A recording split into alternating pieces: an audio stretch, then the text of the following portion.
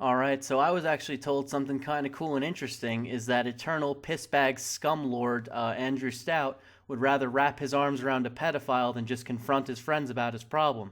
So, this was posted on a status I have no way of getting to, and I had to be told about it, but he says, interesting thing with this whole thing.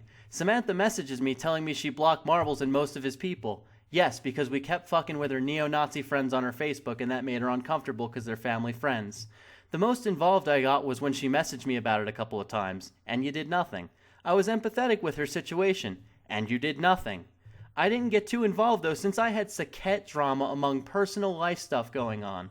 So if a kid can come to you and tell you, hey, this fucking creep has been hitting on me for a long time, harassing me, messaging me unsolicited things, asking to see my ass, but you say, oh, I'm too busy with this whole Saket situation, and I have some personal things going on. So Andrew does absolutely nothing about it. Okay. So he says, take a look at some of these messages. And the big detail of the message is that I gave her two choices. I said, look, I'm going to prove this is true. I'm going to go after MDA. So here are the choices. One, you just record your screen and show the messages, and I'll be able to censor your name because at that point it won't matter very much. Or two, you don't do that, and I have to leave your name uncensored to provide context for the proof. Which, hey, now we're there, because the messages, yet again, have been proven to be completely real. So, hey, I'm sorry if I was a little rude about it, but I don't know at what point, Marbles was considered the paragon of YouTube, and it's my job to be nice. Alright, it's not. I set out specifically to show what MDA was doing. I gave Sam two options. She, as an 18-year-old adult, made the decision. She said expressly, and I quote, tell him he doesn't have to censor anything as long as I don't have to be involved anymore. She picked choice number two. She picked, I don't want to get involved anymore. I don't want to record anything for you. Leave everything up as far as I'm concerned.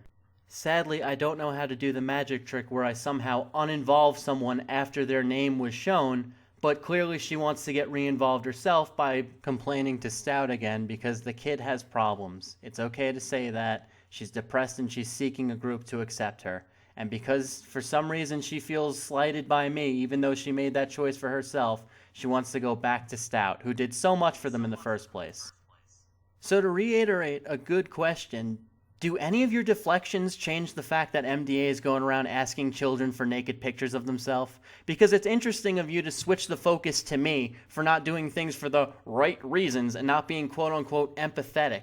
Meanwhile, last I checked, Sam asked you to keep the original messages between you and her, but then you went and told Eric, and you went and told Anna, and you went and told Chris Roundtree, and what do you know, she got kicked and banned from the group. Now, was it empathy that caused you to say, well, let her make the decision if she wants to expose him herself? You realize for those months you let MDA possibly hit on even more fucking kids because you wanted to just be laissez-faire about it?